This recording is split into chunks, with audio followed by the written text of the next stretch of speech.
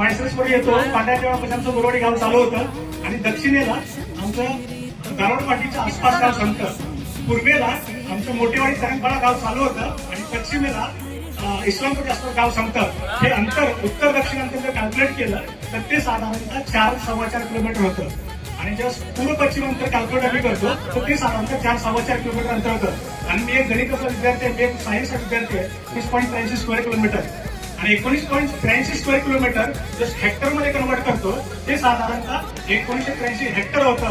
आणि 1983 हेक्टरला 1 हेक्टरमध्ये साधारणतः 2.5 एकर, साधारणतः 4,900 एकर शेती आपल्या गावाची आहे. कुठलं पण मोठी नव्हती. कुणाला इंजिनियर व्हायचंय, कुणाला डॉक्टर व्हायचंय, कुणाला परदेशात जायचं असं काही सिस्टम नव्हती. गावात नव्हता नोकरीवाला ना कोणी मोठा व्यापारी झाला. गरिबी होती प्रत्येकाच्या अंगाशी. काळ हळूहळू बदलला. गोरडवाडीने हिरवागार शालू पांघरला. तरची गरगर ऐकू येते. 300, 350, 100, 300 कार आहेत गावामध्ये. गोरवाडी चित्र कष्टाने बदलले आणि हा संघर्षमय इतिहास आपल्या गोरवाडीचा. संघर्षातून उभी राहिली वाडी, हीच खरी गोरडवाडी, हीच खरी गोरडवाडी. कल्पतरू फाउंडेशनची पहिली फांदी आज आमची कल्पतरू पतसंस्थेच्या नावाने बाहेर निघाली.